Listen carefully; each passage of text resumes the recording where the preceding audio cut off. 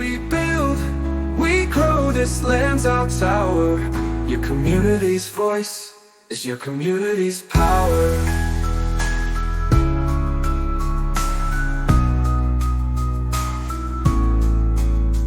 Hello and welcome to Waking Up Curious with Miffy Ryan. This morning I have Russell Street artist Docker with me, and we're going to have a conversation about what inspires him, what his feelings are about art, and just chat about the brilliant talent that he brings to the estate. We're going to be accompanied by flautist Francis Ryan.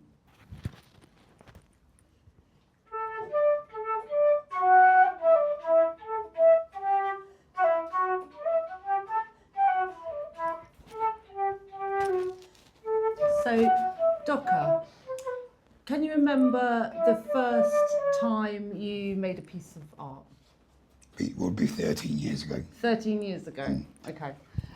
Now, I did say this was going to be a sound test, but I kind of like going with the energy, and I think we're just going to roll. So hopefully, guys, you'll be able to hear us, and if you can't, well, you'll just have to fill in the gaps. So 13 years ago, do you remember what year that was? Ooh, I'm not good at maths. What year was that? A picture of my dog, very first picture I drew. A picture of your dog? Yeah. Yeah. It'd be 13. It would have been 13 in March, so it would have been 11 years. About 2, so it would be 11 years ago, I should imagine. Have you still got your dog, Docker? No, he died. No. So, is that a piece of art that's really important to you? Is that something that is really? Have you still got the piece of art? I should ask. That's me. Yeah. Prize jewel. Yeah. What? Can you remember thinking back to the time when you drew your dog 13 years ago or 11 years ago? Can you remember what the urge was to do that? Like, what inspired you? What was going on in your mind at the minute? Why did you suddenly decide, after all that time, to suddenly start drawing? Because it was the first time I let my dog off the lead, so he could run free. And he stopped and chewed a stick. It just looked adorable, so I took a photo of him. And I thought I'd love to draw that. There was an artist in town, Rosemary Mafrisi. She was in Ashby, very nice person. And so I asked her for private tuition and she showed me how to draw my dog. So I said, I drew it. Then when I'd done it, she said, oh, she was quite surprised. And she said, who do you like? I said, well, I'm Bruce Lee mad. So she gave me a picture of Bruce Lee. She said, take that home. It'll take you 1 week, 1 month, 6 months, whatever, but then bring it back. So I drew it. I took it back to her. And I'm not boasting over me, get big-headed or anything. She said, that's really good. And then she said, you've been mad to stop drawing. She said, you've got a talent to draw. And so I just thought, carried on from that. I'd done a couple more, I stayed in touch with her for a while. And then she said, concentrate on the blending, obviously. And then done a couple more, and I just got the bug for it. Yeah. And so then it's almost stop. like, there's two things there, isn't there? So there's like the spark, the initial spark, or the thing that inspires you, and then there's having that person just at the right place and the right time, just give you that little bit of encouragement. Well, that's where we're based at. Just the timing were perfect, you see. Right place, right time, and just a few kind words from a stranger. Yeah, that's right. Yeah. But I've not seen him for a long while now. Like her husband, Frank, they're both renowned artists. And I met him and he draws him dead thin.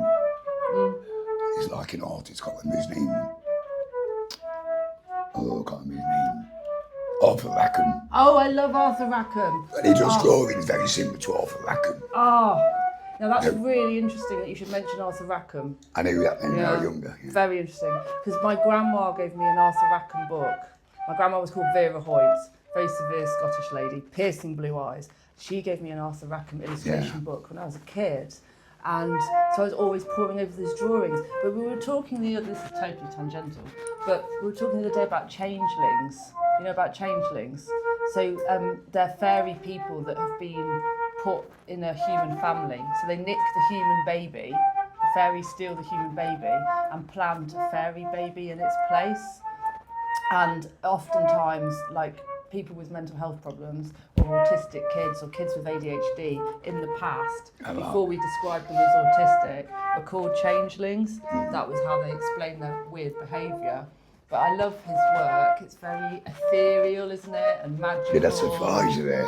You what? Did that surprise you?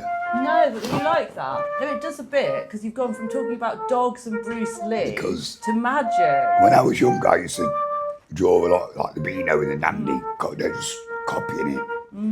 And my friend's mum was an artist, so I can always remember like when I was younger, she was drawing like thin and abstract, and I said, really "Who's that?" delicate. And it was Arthur Rackham. Oh, I see. That's how I know you. Okay, now I feel like maybe that was your first moment of Probably so, inspiration. yeah, I see imagine. your eyes light up at that memory of seeing. Yeah. Do you know the book? I'll have to show it to you. Have you seen the book Goblin's Market? No. It's very similar to Arthur Rackham, but it's by this artist called Christina Rossetti, who's Gabriele Dante Rossetti's sister.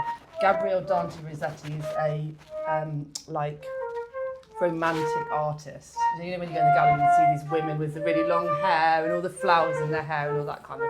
So he was all like that, but she was much darker.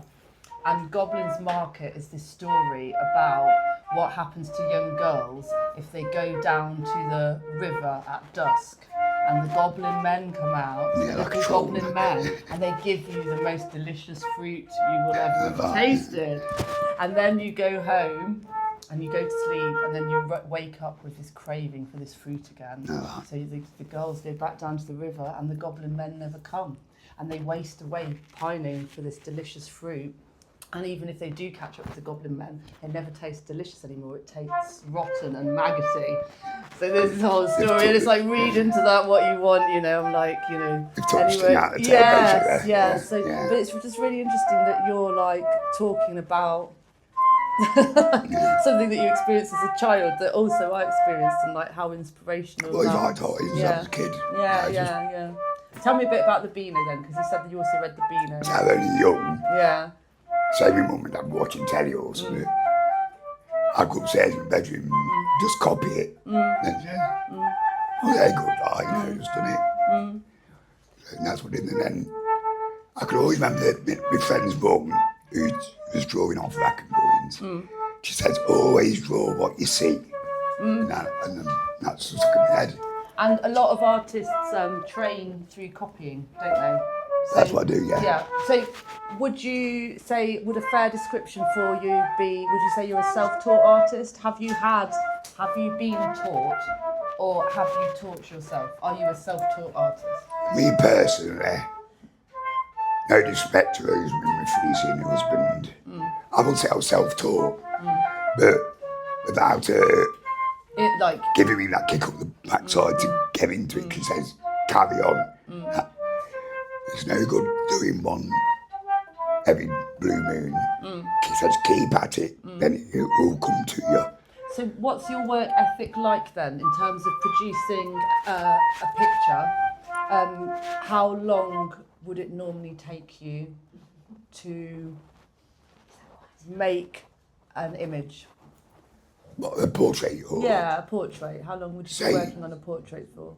Say, for example, I went to draw you on a, say, A4 basis, probably 8 hours, probably 9, to imagine. So those 8 or 9 hours, is that a week? Would that be done over a week or No, 3 days? well, Or it's funny you're saying that, because before, this is why I know I'm getting better for myself, I could only draw for about 3 hours at a time, for example, 3 or 4. Yeah, Then I'd start making mistakes, yeah.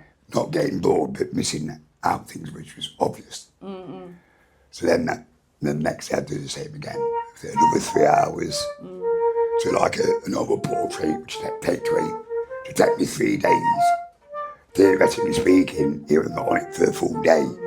But now I've noticed in the last year or 2, I can sit there for 6 hours instead of 3. So over the years of me drawing, You're like drawing stamina as things basically, yeah. and I'm not losing interest, missing vital bits. Like before, I went for more than 4 hours, I'd It's intense though, Probably isn't it? miss a toenail or something. Yeah, but drawing is really intense. It's really hard work. You know, it takes a lot of concentration. Like when you are in situations trying to teach kids to draw, you know, even getting them to sit and draw for 2 hours, you know, is tough for them. That's like intense. Well, that's the barrier I've just broke. Yeah. I've gone to the stage now where I can go an extra 2 hours a day. Yeah. And still be the same as what I were when I first started it. You know, so. And when we talk about like artists and like the work that they make, we talk about having a body of work, like a collection of works that like hang together or like maybe are coherent as a whole, or like, you know, have a whole meaning, or like you've got like a mission, or, you know, like an obsession or something. Do you feel now like you have this body of work, or is that something that I feel like I've done something in a way I always wanted to achieve. Like I say, since I was a kid, drawing the Beano and the Dandy. And I could always remember, I was quite good at drawing at school actually. And I always thought, I wish I could draw like that. You know, they've got older. Like you see the Mona Lisa and things like that. I think, how does he draw like that? Or paint like that? And that's what, I'd love to do that. That's what I like at night time. I'll sit there. Say I've got a drawing to do, and I put it on my board. And I sit there like that, just looking at it for probably 2-3 hours a night, every night basically. And I think, then it comes to me. Then the next day when I draw, I remember, I was sitting there last night thinking, oh, that should be a bit more redder or a bit more darker. And that, so what you're describing is a creative process that sounds to me like it's quite consuming. Like, you know, it takes up quite a lot of your mental space. Oh yeah, that's purely for my satisfaction though, you know what I mean? Yeah. Because if you didn't sit there at night, I'm not a TV person anyway, then I can study it, because people would say, what are you doing, just sitting there like that? Well, I call it staring at the wall, yeah. Yeah, I think it's that's what it looks like. creative people do. You just need to envision, because Yeah. you're trying to create another place, aren't you, that doesn't necessarily exist. That's what I mean, that's why I just sit there studying it. Then it'll come to me the next day. I think I can remember last night, give me this bit of shading all year. Or, so what I did do when I first started drawing animals, I drew a cheetah. I put some main right here. It's so plain and simple. It's what made me studying it at night. The fur was going the wrong way on one side of the drawing. The fur was going the proper way down, and on that side it was slightly up. And it was bugging me face, and I couldn't put my finger on it what I'd done wrong. I thought the fur's going the wrong way. That's why I do it now at night. I sit there, and I think, so I can remember the next day, and then I just do it how I thought, you know, when I sit in there looking at it at night. So we've talked quite a lot about like how engaged and committed you are to your art practice, and how you're a self-taught artist, and about what's inspired you, and also who's encouraged you, or some of the people that have encouraged you. But just before we end this recording, I just wanted to ask you about your frustrations. So what's blocking you or frustrating you, or what have you not got yet that you need? So we're talking about inspiration, we're talking about engagement and passion and commitment and being self-taught and also persevering, yeah? So you've clearly got a lot of resilience, but what have you not got, or what has blocked you or frustrated you? What is the point of this conversation? Well, I don't. It might be probably just a learning factor, I suppose. I showed somebody who could draw me drawings a few years ago. And he said to me, Docker, you want to go, I was doing the A4 drawings. And he says, you want to go bigger. So I've done a few A3 ones. But I found out doing A3, I know it's only so much more, but it takes me a lot longer because it's bigger. I'm seeing it more. So I'm studying it more than an A4, even though it's the same picture. Because the bigger I'm drawing, I see more light in the eyes or more. Even though it's only so much bigger than an A4. And that's why at night I sit there. Because more images come to me. I say, if on an A4 drawing, say your eyes were blue, I'd use a grey and a white and a blue. Because it's everything a lot bigger and the eyes a lot bigger. I'm putting an extra colour in because I'm studying it more. You're seeing more colours. And that's it, And basically. that's why he told you to go bigger. Yeah, because probably so, yeah. Probably so. Yeah. Because the more space you have, Yeah. the more information you can communicate to the people. Yeah, because it's probably a good thing for me. Because say someone one day turns around and say, oh, can you draw a photo of me and my wife, for example, of my children? Obviously that's got to be bigger anyway, ain't it? So it's helping that way, because I've done a portrait of a chap and his 2 daughters. And that's what I do when I was sitting there at night, thinking I've got 3 to do. In different stages, yeah. It's the best one I've ever done. And in terms of value, so do you sell work? Do you Yeah, sell I get them, or commission you get drawings. Like, commissions? if my friend says, can you draw me dog or draw me grandma, or like, things like that. And in terms of then like a body of work, because you do these drawings and a lot of them are commissions or people request them, and then they go to those people, so they go to their homes. Or so if I said to you, right, Docker, you've got an exhibition tomorrow, have you got a body of work? Can I, come to your studio? Is your studio your sitting room? Yeah, I've got a portfolio and everything. So you still have work you keep work as well. So you do work for yourself as well, is what I'm saying. Oh yeah, I do. Yeah, but not. I'm not. Oh, I want to be that far. You know what I mean? So it's all like true saying practice makes perfect. But like I say, if it weren't for Rosemary and Freezy and her husband, I wouldn't be sat here now, because they gave me the inspiration to draw. And I can remember the husband Frank saying, keep at it, don't stop. And start 2 years later. So you're very good at what you're doing. And that's why he said, keep at it. So I did do that.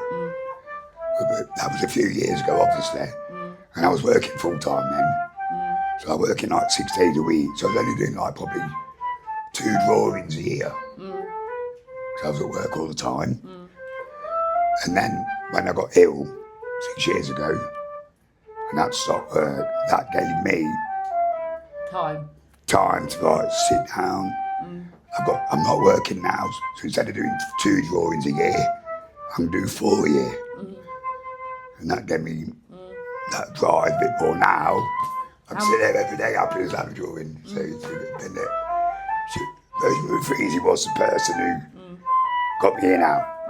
And her words of advice, and I found out a few years ago she was an artist of the Midlands.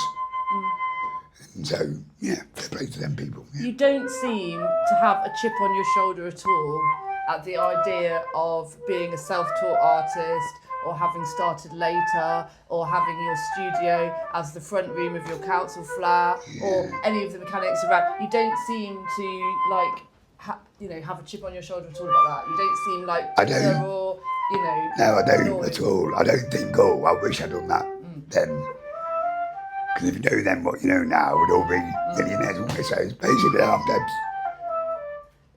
Very pleased at where I've got at this stage. For the self-education I put in, and the words and the advice and the teaching Rosemary and Freezy gave me. Because in my eyes, she's. Have you ever faced any negativity? Has there been a moment when someone's been unkind about what you do, or have people always responded positively? No, because if you ask me to draw you a picture, you don't get that picture until I'm happy with it. Simple as. If you like, say for example, I drew you a picture and I made a complete mistake, I don't think, oh, she won't notice it. I think, no, she ain't having it. Then I'll sit there, when I'll do the drawings, say the drawing's finished, completed, then I leave it alone for 24 hours. Then I go back to it, look at it, I'll put it in my cupboard out the way. Then for 24 hours, just leave it out the side. Yeah, fresh eyes. Then I go back a day later and think, that's it. Don't need to do anything else. All I ever do, I just touch it up and that's it. And is having an exhibition something you'd like to do? Is that something? Would you like to exhibit your work? I mean, that's a different thing, isn't it? Like, can you see your work in a show, in an exhibition, maybe with some other artists, or maybe on your own? Is that something that? I suppose if I always wanted to be an artist, for example, that would be one of my dreams. Like say, when I get older, I'll have an exhibition night. In that respect, yeah. So. Well, I'm pleased. hopefully the Bell Foundry Committee will be able to help you realise that dream, Docker. Oh, Thank you very worth much it. for talking No to problem, me this pleasure. morning. No problem. And thank you to the beautiful flautist, Francis Ryan. That was Miffy Ryan with Waking Up Curious with Docker and Francis. Good morning, everybody. We build, we grow, this land's our tower. Your community's voice is your community's power.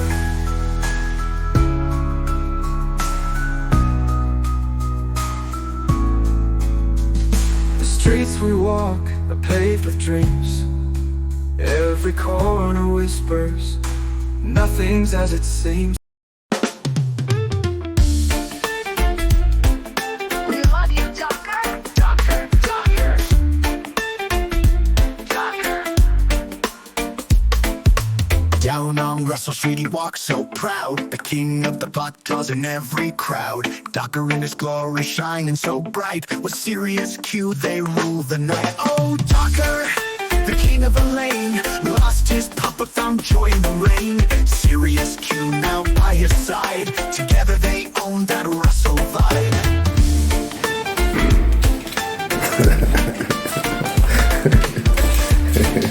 Yes, more than you. More than you Till today. dusk he walks that beat, the soul and heart of Russell Street. People cheer as they see him stride, the king himself with his partner in pride. Oh, Docker, the king of the lane, lost his puppet, found joy in the rain. Serious Q now by his side, together they own that Russell vibe. It's coming, wait. From dawn till dusk he walks that beat, the soul and heart of Russell Street. People cheer as they see him stride, the king himself with his partner in pride. Oh, Docker, the king of the lane, lost his puppet, found joy in the rain. Serious Q now by his side. Go on then. Go on then.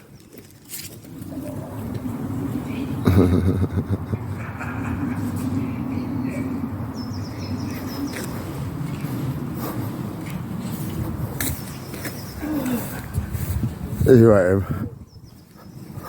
What have you got on? Yeah. What do you give one a biscuit? Yeah. Yeah, good boy. Yeah. You can't beat that, baby. You can't beat that. Sit there patient, he cracks me up there. Together they own that Russell vibe. Serious jumps and Docker laughs loud, spreading warmth through every crowd. Russell Street shines with a loving respect, the king and his friend, perfect duet.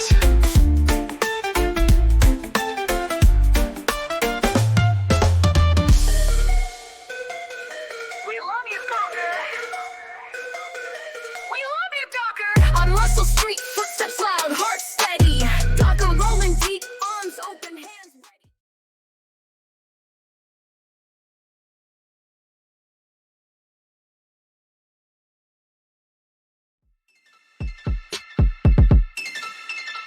Silent traveling music.